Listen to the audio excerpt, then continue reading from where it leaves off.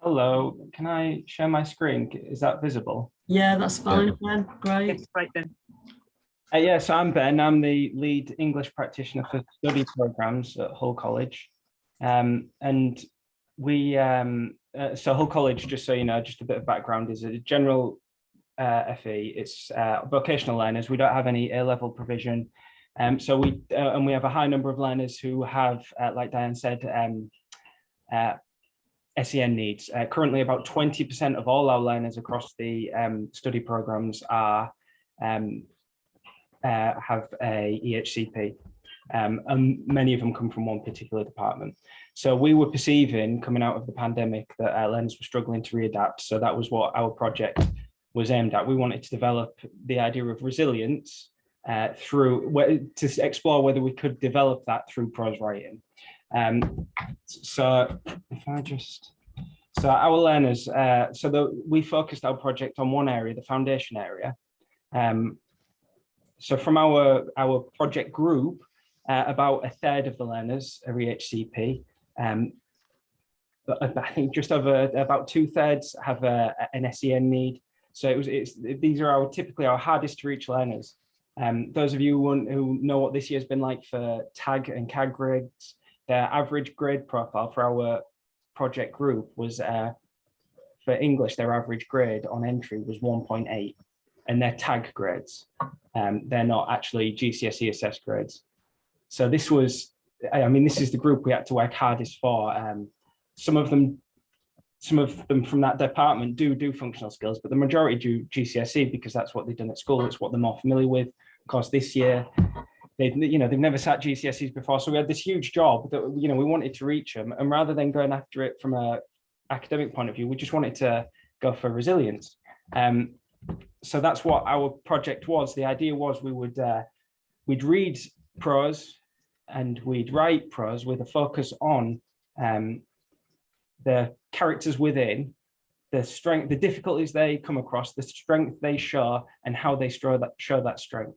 So we wanted to start with the emotional center of the prose and work outwards from that when they're reading, and when they're writing, start with this idea of difficulty, this idea of conflict, and have the learners kind of discuss these themes of resilience with regard to that. I won't spend too long on the process, but it's like I was saying, we chose some texts where, and these were a mixture of fiction and non-fiction, where a character has to go through something, and that was our approach to understanding the story. And through that, our way of capturing that was me speaking to learners, asking them questions, and getting that information from them.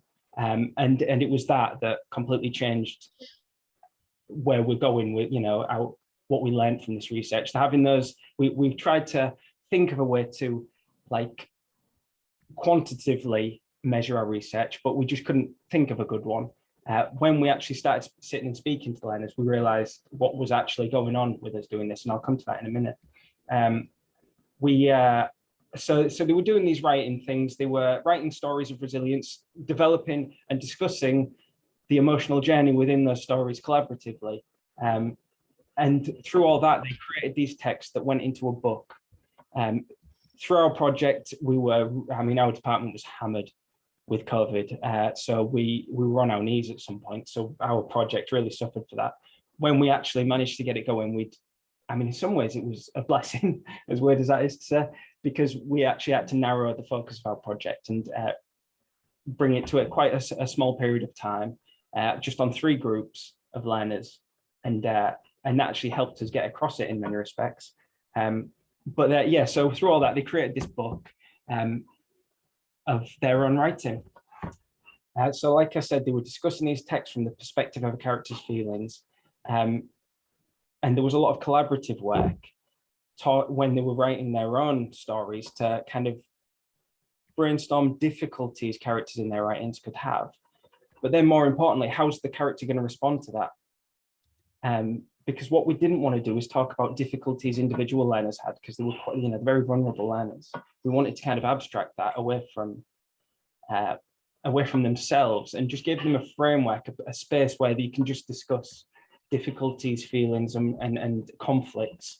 And what was interesting, when they were doing that, they were on their own stories. They were like this. They were horrible. They were horrible to their characters. But the way they came up with ideas for their character to overcome the conflict, it was just fantastic. I'll show you some samples of student work. I won't read it out to you.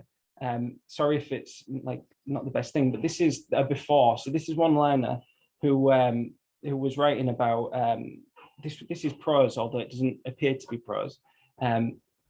This is before we started the project. Some writing she did, and it's just very simple description. There's not much engagement to it. It's about a day at a beach. When we started working the way we did with writing the prose and then coming up with these conflicts, it just spun out in directions that we couldn't control.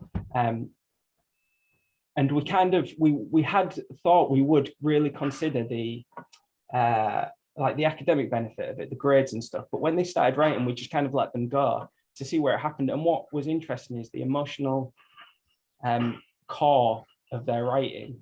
It was incredible. So this one learner, I'll show you, this is an extract from a story the same learner wrote, but as part of the project. And you'll notice like there's this real emotional authenticity in it.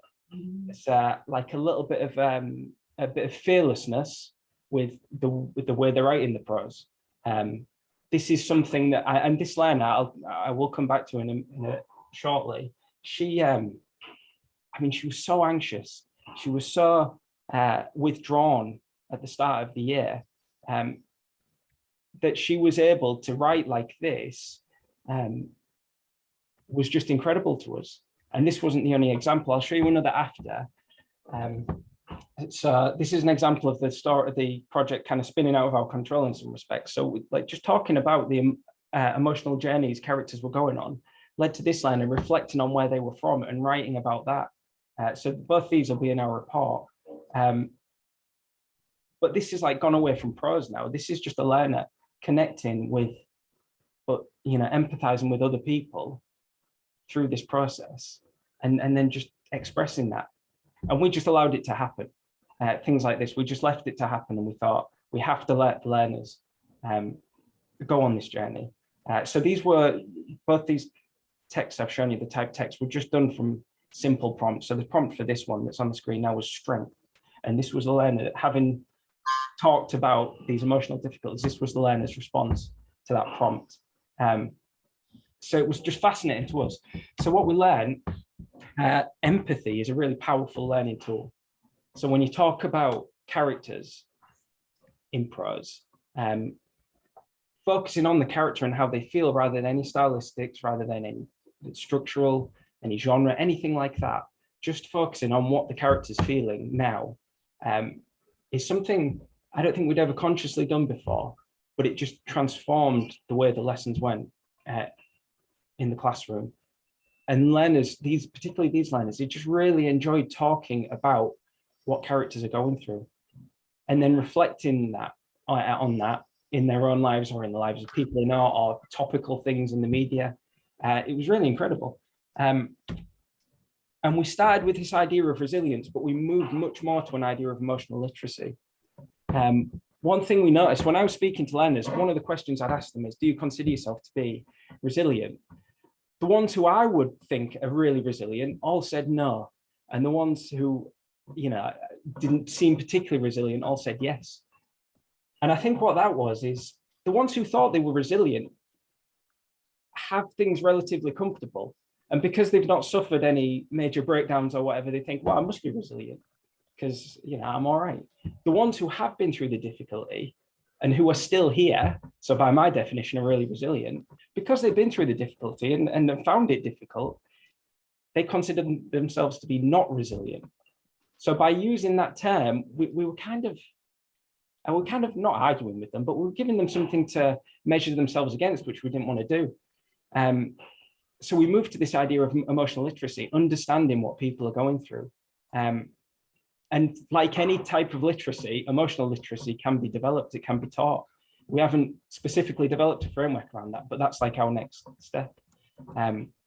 So when we started talking about that rather than resilience, it actually opened the doors to, particularly when they're writing the prose, the things they could write about. so that was a big learning thing for us. One thing we learned later on, so at the end of the project, when I was speaking to learners again, that just really intuitively allegorical. So and this is something I've been teaching for a while. This is something I suppose I've always known, but never quite realized. Everything they write, even if it's like a story set in space with like lasers and aliens and stuff, there's an emotional core to it that comes from within their own lives or something they've observed. And I guess I always knew that. And I hope there's people like listening who were reflecting, yeah, I suppose that makes sense. But I never actually realized how powerful that was. So everything they write has an emotional center that comes from something within them. Maybe they've copied it from a film they've seen, but then why did that film register to them? When you track it back, there's always something that they've been through that they express through a story. And helping them through this discussion of emotional literacy understand that was really, really just like fascinating. It broke down barriers in the classroom. It caused people to talk where they'd never spoke before. But the biggest thing for this was an abstracted space for discussing feelings. They weren't discussing their own feelings, which they were very reluctant to do, but they were discussing feelings.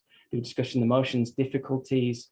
By talking about characters, it puts them in a position of power because it's someone else, and they're able to offer help. But then the reflection of that is that they've got a language for speaking to themselves and from speaking to their friends. Ben, sorry to interrupt. We've just got a few minutes left, but you probably already knew that. Yeah, sorry, I'll wrap it up. So this ended with us launching this book of their writing. And you see the girl in the red hat. I showed you the two pieces of her work. And you can look at her and you can tell she's not someone who particularly likes to, go out and, she's a shy person. She, moments before that picture was taken, stood up in front of a room of 40 people, most of whom she didn't know, and she read the text that I showed you. And since then, she's been walking on air. It's difficult for us to quantify the impact of our project, but things like that, and the fact that of our group, so the department that these learners are attached to in our college, their attendance at the GCSE exams was just under 90%. For the group we've been working with, their attendance was 100%, but for one learner, the lad on the right, in the background there, who had COVID on the day, 100%, all of them came for the exam. And I don't know if that's because of our project. However, I do know the way we've been talking to them all the way through is that people go through difficulty, there's scary moments, but they make choices. And, that was the exam. It was a scary thing, a daunting thing, but they made a choice. So I don't really care about the impact on their academic progress. What we can see is they've been given a space to explore something and they've explored it. And in a few cases, it feels like they're just different people as a consequence of this. Whether that would have happened anywhere, I don't know. Maybe it would have, but we've given it a framework, and it's been fantastic to see. So that's it. That's mine. That's brilliant, Ben. And we can just hear from the way that you talk about it, the passion with which you approached this project. And I think everybody in the room would agree with the idea that results in terms of assessment are not always the most important thing. And in the previous group, those of you who were with us, Tamara talked about creating an assessment-free zone, and that's what you were very much doing here as well. And it was just brilliant to see. There are already some questions coming up in chat. So I think Claire had asked something about what text you were using and are they shared in your report? I don't know if you could answer that for us firstly. I haven't shared in the report actually. We picked a few texts. What we initially tried to find things that were kind of relevant to, for example, the British values or, like the local risks we have. So, for example, we had a text around a young person who was groomed and radicalized. And they were quite successful. What the learners particularly enjoyed that we I can't remember the name of the author, the man who got his, the climber who got his arm trapped under a rock and was stuck there for days. I can't remember it off the top of my head. They liked things like that were in quite exotic, extreme like settings. We did notice that, and I think it was because a lot of them have quite difficult lives. You know, that purpose of escapism in literature, I think, even applied to the way we were approaching this project. So they're not in the report actually, but I'd happily share them with anyone who, you know, who's interested.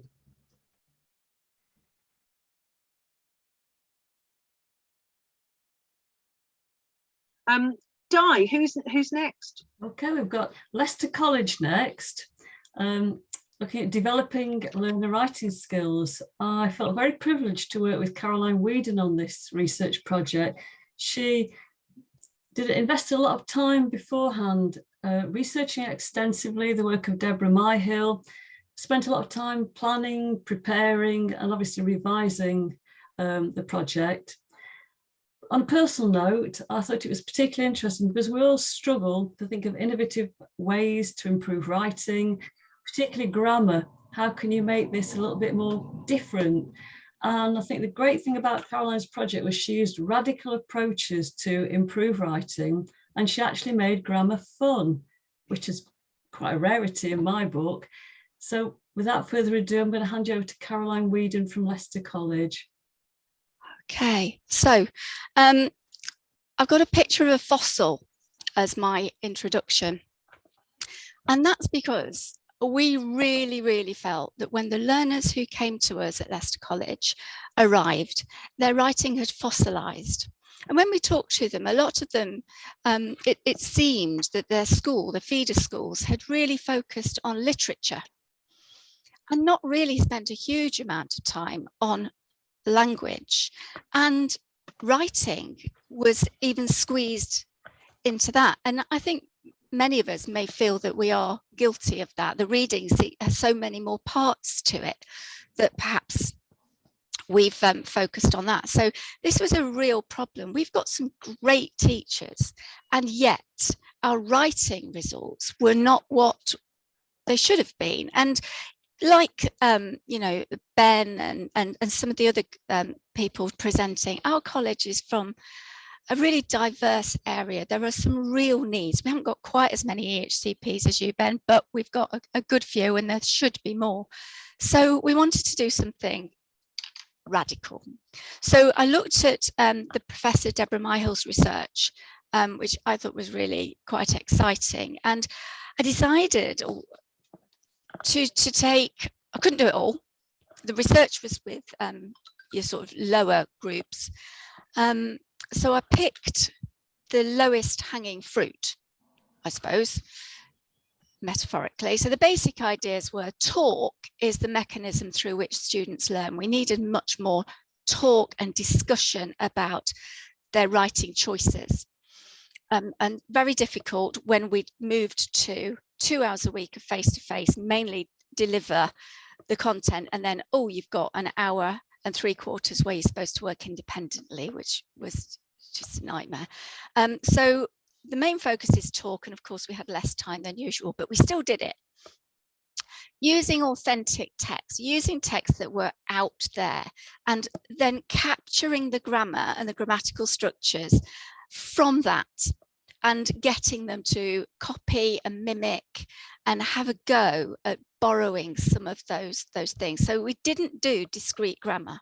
We picked it out of what was already out there. And in a lot of it, we did do the stuff that we used in reading mainly, and tried to sort of bring it across, but not always.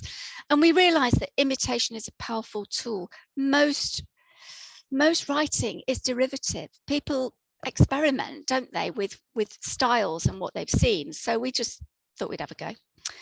And we wanted to encourage and include playfulness and experimentation with language and structure. So that's not all of Deborah's research, but it's the key things that we felt could make the biggest improvement the quickest way.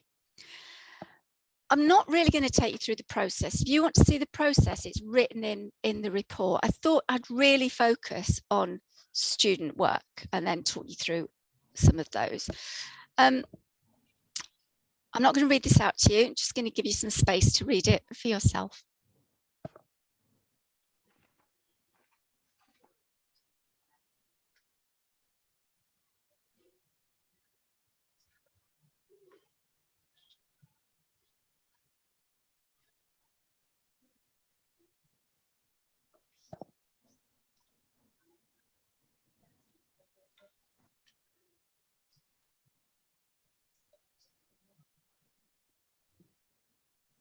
Okay, so one of the words that kept coming up when we spoke to learners was, it's overwhelming. Everything's over, it's too much, can't do it, I can't. And once we started to sort of just pick out and go, why did you choose that? What was your thinking behind your choice? And have you thought about, and let's look at the text, what did the writer do? That sort of thing. It began to make a difference. So you've got some of his original writing with one of our team, and you can see that it's really quite basic. She sat down with him, she discussed it, she put some prompts on the thing, but obviously I couldn't record the verbal discussion. So this was his improved bit of writing. Okay, so this was back in sort of September. So he really began to improve. The difficulty was that something happened in his life and everything started to implode, but it was there for him. There's another learner. Now he joined the project after Christmas. He went to Seville for 2-3 weeks, but when he took up the tuition fund classes, in addition to his normal classes, that started to make him more different, because it was the crucial one-to-one discussions that made a difference. So here's some of his feedback.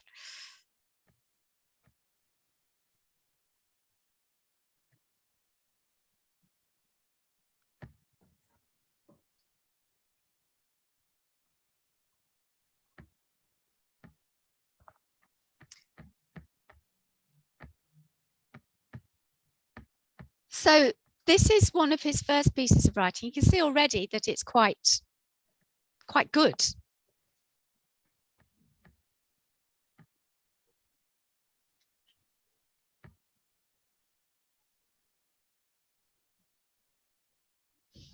And this is what we'd done some other work. This was a few weeks apart.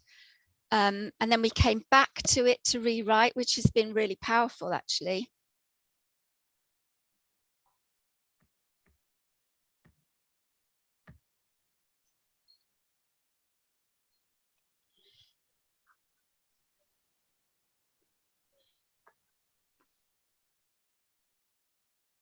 So you can see that there's been a real improvement.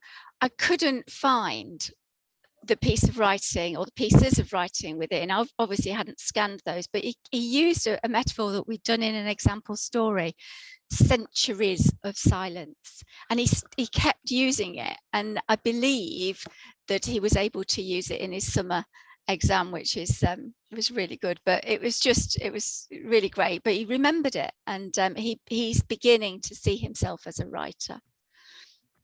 We had another group which is our adult learners, and we do a completely distant learning course, and we had about 20, and 3 of them signed up to be part of the project. They really struggled with this task at first. We looked at the Hate You Give book, and I asked them to rewrite the end of the story from a different perspective. So instead of the white policeman, the view of Star watching her friend, a young Black American, unarmed, being shot by a white policeman in America, they had to write it from the point of view of the policeman. So yeah, very challenging. They began to feel that it was very clever, which was very nice. And yeah, they began to think, this is the writing from one of our learners at the this was one of their first tasks, actually. It was a bit mean. So it's a lot of I.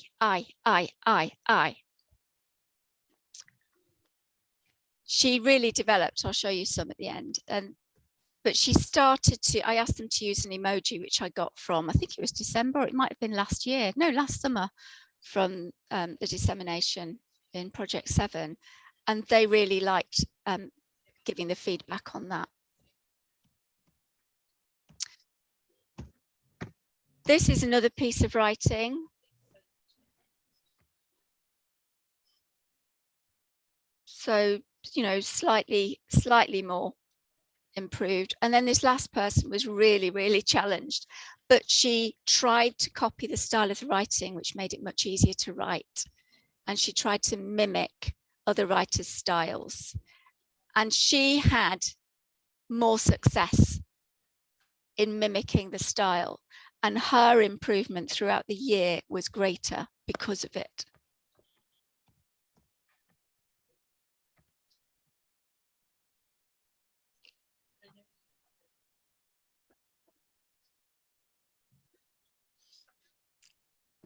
So we asked them all about mimicking patterns, mimicking structures from the text, and most of them have said yes. Well, all of them said it benefited them.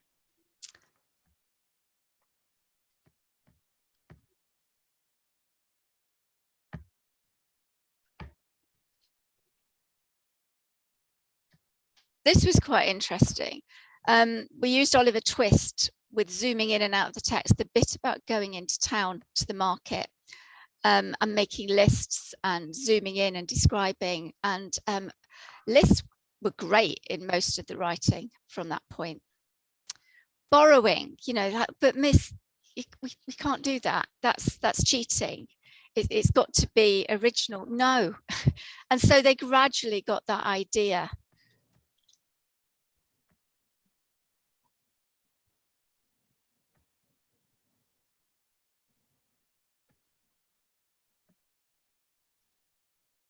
Caroline, just a couple more minutes, but I'm sure you knew that already. So in terms of the staff, they felt really involved. There's a word cloud there. People felt very equal and much more learner aware, just hearing the learner voice, because of course we had a focus group. We asked for their opinions on what we were doing and made changes dependent on that. So that was really helpful. So what we're going to do going forward is we're going to do more of it, because it was a little bit rushed and we didn't really have the chance to write and discuss, and you know, in class it was quite limited. So more time for discussion. We're doing on one campus where it's mainly construction and hair and beauty, we're going to do the Edexcel 2.0 as a trial. So I'm running 2 specifications side by side, which is fun. And we're just going to keep borrowing and keep imitating. Any questions? That's great, Caroline. Just while people are getting their thoughts together and thinking of their questions, I haven't seen any yet in chat either, but I just wanted to kind of make some comments really, that I think grammar is especially one of those areas which lots of us as practitioners grapple with. Not to just do it in an interesting way, but to do it in a way which is connected to text and not a kind of atomized approach. Yeah. And that's exactly what your view was, wasn't it? To make sure that it was an integrated part and not discrete, as you put it, sessions. I think there's real power in the idea of imitation as a learning tool. And we know, of course, that's imitation is one of the main ways that young children learn language in the first place. So, you know, but there was links there to what Ben was just talking about as well, about the ideas around empathy and emotional literacy. I love the fact that you use the emojis from a previous OTLA project as well, so you use previous learning. And this idea of learners not necessarily being that happy, if you like, to borrow, because they've always been told that that's plagiarism. But more and more we will see learners coming into our sector who are a bit happier to borrow, because lots of primary schools now use talk for writing as a as an approach, and they call it magpieing, which is just another metaphor for borrowing. But yeah, it's such a powerful idea, and learners feel more prepared going into those papers because they've already got some examples of language, some metaphors, some ideas that are ready for them to use, as it were. Okay, great stuff. Anyone got any questions? Andy has. Andy, you're on mute, sorry. Sorry. Yeah, great the way you built on Deborah Myhill's ideas. What did she learn from her association with you? How did you educate her? I sent her the draft report, but I haven't heard anything back. We were in contact throughout the year. One of the things that we did that she hadn't done was that writing from a different perspective. Yeah. You know, the hate you give, and she sort of applauded us with that. She says, well, that's not part of my research, but wow, it's great idea. So yeah, so you've got an original contribution to make. You know, absolutely. it's proper research. You might be standing on the shoulders of giants, but you are standing on them. You know, so get that written up. It's really important, I think, that we all do in all our projects, is to show how ideas transfer. We can learn from them, they can learn from us. Great. Yeah, super project.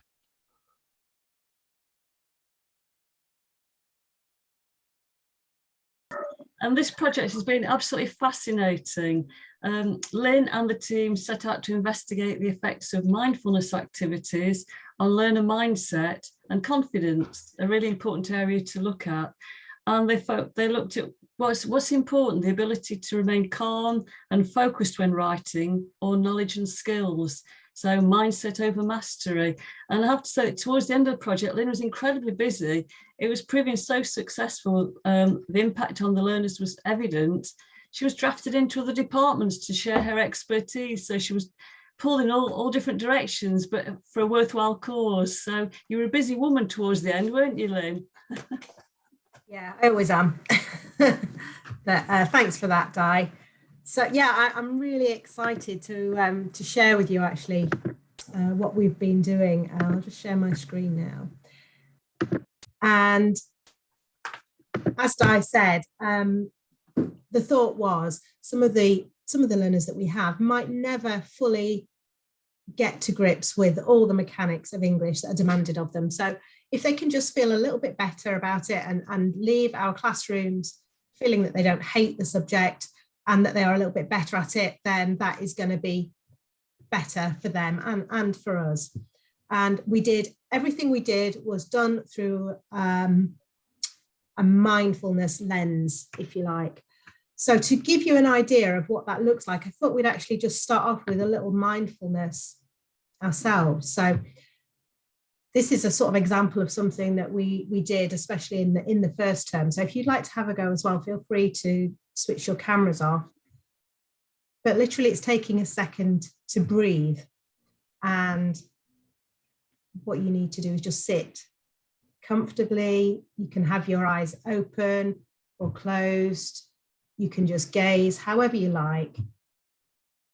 And then slowly breathe in. Maybe count for 4.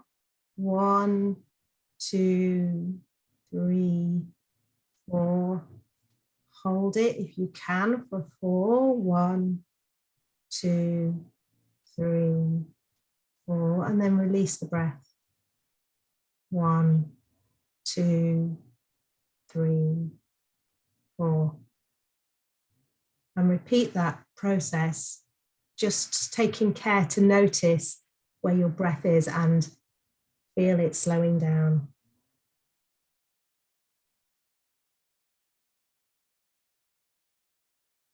Now, I'm not going to go any further than that right now, but that is where we started this project. We did it in remote classes, we did it in online classes and in the classroom as well.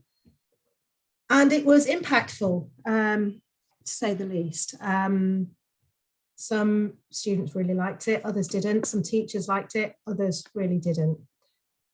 But that slowing down and giving people a chance just to relax was really important to the project. And that was for other teachers as well as the students in our class as well. So this was basically how we established ourselves through the year. We were enthusiastic and calming and smiling and just trying to always reinforce positivity. We did a lot of our mindful activities by connecting students with nature. So in that respect, there's a lot of parallels with the overarching theme of today. One of the things we did very early on in October, you can see here from autumn, is we got people outside. We got them to go and look. These are the gardens at the back of our campus at Newark. We took students outside and we introduced them to a grounding technique, which is 5, 4, 3, 2, 1. That's the 5 senses. 5 things you can see, 4 things you can hear, 3 things you can smell, taste, touch, etc. And we went outside and we walked through that process. We gave them a little card and we asked them to literally feel the trees, think about the ground that they were walking on. And then we took that back into the classroom to do some writing about it. And I think part of what's made it so successful is that we introduced these techniques in September, but we've sort of kept going with little steps and repeating them throughout the year. So by the time they finished the year, this was not a stressful thing for them. It was quite a calming, reassuring thing. And they knew the expectations of it. So when we took it into actual writing, we did visualizations. So all the time we were combining a mindfulness technique with some sort of connection to writing. So these visualizations that we did were to form the start of a piece of writing because they never know how to start. So the idea was they could use what they did here. So we took the senses again, the 5 senses that we'd already talked about when we were in nature, and we did some visualization. So we'd play music, and to go with this one, there is a sort of swaying sound of a soft breeze and birds singing. And then without giving them a text, I would then read out a visualization. So I'm not going to do it too much today, but I just wanted to sort of share with you the sort of thing so you can get an idea of what we were doing. So it would be something like this, and it would be delivered in a very slow, calming way, maybe the lights switched off. Imagine you're standing on a grassy hillside. The sun is high in the sky. What colours do you see? You can hear a gentle sound coming from somewhere behind you. What is it? And what we did was at each of those stages, and we went through all the senses, we gave them time to respond and write down notes so that when they came to write it up at the end, they'd already got an idea of what they wanted to say. Now, we did this with different things throughout the year. That's probably a little bit hard to see, but essentially this is what we did. We didn't share this with them. We might have done with the odd student, but it was about them listening, being mindful, being in the moment and thinking about the senses. So the students liked it. These were their sort of thoughts. It's really relaxing if it's quiet, helps you concentrate more, helps you think and block out the outside world. And that's really what we were after. We were after trying to block out all that distraction and just give them the space to then be able to focus on what they were doing. So in terms of how the students performed, I've got student here, and she actually did a little video for me, but I don't think I have time to show you that today. She started off the year in September writing about loud crash and bangs. And there's not a lot there. However, when we get to the end of the year, she's saying, I can smell the rain in the clouds and hear the cracking of sticks. Every noise seemed to be louder than normal. And in the top right-hand corner, there's an example from her mock exams. And every bit of writing we did from that point on, she incorporated something to do with the senses. But she wasn't the only one who did that. I've got another guy here. This is a second year person who was with us and couldn't add description very well at all. But by the end, you know, he's saying, I can feel the sharpness of the wind going through my coat. It feels like gritty sand sneaking through every layer. So they really benefited from that gradual, slow build-up without any pressure to actually do it. And I feel like that might have been the crux of why it worked so well for them. And I think there was somebody else who was saying about small steps and starting simply. And I think that's part of this was, you know, that was part of it. It was accessible for them. They could then develop it however they liked. And it was always done in a really calming but measured manner. So in terms of the teachers themselves, Charlotte and Sue are in the room here, so they will be able to answer any questions about what it felt like as a teacher. Not everybody liked doing it. I think it's important to say that. I think it worked better when they had seen it being modelled, and we have some time dedicated to learning and teaching every week called Golden Hour. And at the start of the term, myself and another teacher actually modelled this within that for the teachers, because we were stressed. You know, that first term is hard, and we tried it ourselves on each other so we could assess the impact of it in the classroom. And not only was that a really nice thing for us to do, but it just showed that the response was the same, whether it was students or teachers, and that was that there was a real sort of just a calming down of the energy levels and the stress levels. You could just feel everybody sort of going, oh, okay, now I'm ready. But people did it in their own ways. Sue in particular really liked the music, because what we tried to do was give mindful music to students to stop them listening to their own sort of grime stuff. We gave them non-lyric relaxing music called lo-fi, if anybody's come across that. And that had the same effect. It just calmed everything down, and it also made it not quite so silent. So that was a very effective thing in terms of being mindfulness in the classroom. We also took it to our revision sessions that we ran in the Easter holidays, which was called Glastonbury. If you're wondering on here what on earth Glastonbury is, we organised a sort of festival of revision, and it had a circus theme. And we did the same sort of thing. Then we had a picture of a circus, we had circus music. We took students into a sensory room and we encouraged them to write. There's lo-fi. I do have a Wakelet with all these links and things on if any of this is interesting to you. So this was Glastonbury. This is a sensory room at the Lincoln campus, and it's equipped with beanbags and fancy lights and things. So we just, again, really gave them a relaxing environment. We read out the words, we showed them some music, and then we let them do whatever they liked and write. And this was successful for others to see as well, to see it being used and seeing the impact it had on the students. We are going to do Glastonbury again, and if anybody wants any information on that, Charlotte, who's here, is the person. That was her amazing idea.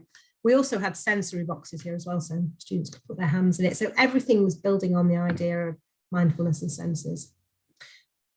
Just show really how we sort of shared the project. We have an internal Facebook called Workplace, and I was often putting things on there just to share what we were doing.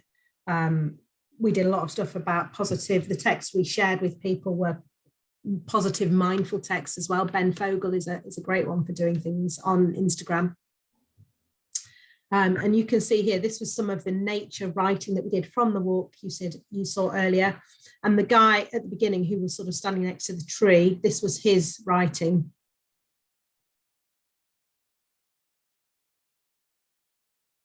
So you can see that they're taking the senses and they're taking the moment of peace that we gave them and then expanding it, building on it into however they felt able to do that. Some people took to it better than others, but all took to it, and all were readily and automatically using these senses at the start of their writing. Encouraging the team was a really important one because, you know, I was asking people to step out of their comfort zone here massively. And one of the things we did was our own mindfulness workshop. We had a little yoga session and we heard from an expert and how she thought we could use mindfulness and also energy to build up energy levels as well. That was what we did in Easter. And I think I'm nearly at the end. I'm just going to take a sip of water. So what we did with all of the work that they created was a little bit like, was it Leicester who did the book? But we gathered all their work into 2 books. And for them, it was really powerful to be able to see their work. And yeah, I think I'm going to sort of stop talking because I'm running out of words anyway. But Lynn, the book was the culmination of it, really. Lynn, thank you so much. I note that Charlotte has put something in chat about how enthusiastic learners were, including foundation learners, and how it worked in remote settings as well, and she was using it through Teams as well as face-to-face settings as well. You mentioned about a Wakelet with all of your links. If you could send the link for that to Dianne and myself, and we will make sure that that gets shared, because I'm sure people really want to see that, Lynn. I think it's a bit like what we said earlier on about grammar. The senses are something that English teachers have used for years as a way into connecting to reading and thinking about their own writing. But for me, the power of this project was about how you linked that to that idea of guided meditations, and of course there is a natural link there, and yeah, I can see how it might be Marmite to some people. However, there is a natural link there, and you know, some of those grounding exercises that are really, really simple to do, like the 5, 4, 3, 2, 1 that you talked about, the square breathing. I taught my son that last week before he went into some GCSE mock exams. These are life tools as well as tools for learning English as well. Really, really useful to our learners. It's kind of where our hidden curriculum meets English, isn't it? Because we're talking about their mental well-being, and there are all sorts of links when I'm listening to you talk there, but also when I read your reports, all sorts of links to the theories behind forest schools, for instance, and all that area of thought. So and of course the link that you pointed out today to our theme for this dissemination event. Any questions from anybody? I'm just checking chat as well. Yeah, I think Sonia's asked a question, Claire. Oh, go on, Di, do you want to? Oh, I'll just have to find it now. Oh, can you ask about the mindful writing? Yes, Sonia, what would you like to ask? Yeah, I was going to ask how it works, because I think, I'm guessing that it works in a particular way, but I was really interested in it because I've done guided writing activities with students, which is sort of very slow, and I was wondering whether it was similar to that, or how does the mindful writing work? I think it's probably very similar to the slow writing, but it was about setting the tone in the room so that students could really imagine putting themselves in the picture. So it was trying to block out anything else that was around. We had the 2-dimensional picture. Playing the sounds alongside it really, really helped as well. So if we were doing a gothic horror, then it would be a stormy, you know, thing. And there was loads of relaxing music to match any genre if you look on YouTube. So we just matched it up and then had the stimulus as the sort of the questions about the senses. And that was the hook that really got them into it, because, you know, and they have that just mind block of, I don't know how to start. I don't know this. It's not within. We're almost giving them cultural context. You know, if they hadn't walked up a mountain, if they hadn't been to the seaside, we were providing them with maybe not as good an alternative, but something that gave them an indication of what it might be like, which then enabled them to write about it. There's a really useful app, which lots of you may already know, called Tabletop Audio, where you can go and get loads of ambient sounds and use them in that way. You can search for themes, you can search for genres as well. Okay, yeah, so it's kind of multi-sensory and selected by the teacher to kind of create this ambience. Like that word, ambience. Yes. Yeah. That's exactly it. Yeah, so like you're controlling this sensory environment. Did you have any students kind of reacting against it? Like, no. Yeah. We didn't. When we did the meditations at the beginning, that we did have a few reactions to that, in terms of students feeling quite emotional, and that, I think that almost allowed us to, we almost moved away from doing the meditations because of that opening up things for students when they had that moment of reflection. But we didn't actually have anybody saying no. Even I did it in a class of bricklayers, and they were really willing to just give it a go and be quiet. And I think they almost thank you for it, that sort of enforced moment of silence that they can't achieve themselves. I'm not saying you can do it for a long period of time, but for that period, then yeah, it works. Right, yeah. Helen, thank you very much for popping the link to Tabletop Audio into the chat for anyone who wants to use it. Anyone else got any more questions or comments? Andy, you're on mute, Andy. I think it's absolutely brilliant. It doesn't matter whether it works or not. What does matter is that the learners, it won't work for everybody, but if learners realize that it's not because of how clever they are, but that maybe trying a different strategy might lead to more success, that at least might lead to a more constructive classroom. You know, so I think it's great. I know it does work for some people, and other people are more resistant. And as you pointed out, staff need to customize it for themselves, because English teachers are like that. You know, it's like herding cats with English teachers. They'll always do their own thing. Yeah, but it's I just think it's a very interesting strategy, and if nothing else, and I'm not saying it is nothing else, I'm saying it's certainly, or an unexpected benefit is it gets you relating better with your fellow staff, you know, providing some new discussion areas. I think that's, yes, I fully support that approach, and I found it really interesting. If you do go on to Lynn's report, you have the bricklaying, don't you? The bricklaying, the bricklaying mindful activity, Yes. where you can watch somebody laying bricks. Yeah, there's all sorts of bits and bobs in there that we did. Now that's blokey mindfulness. I loved it. I loved it. Yeah. Yeah.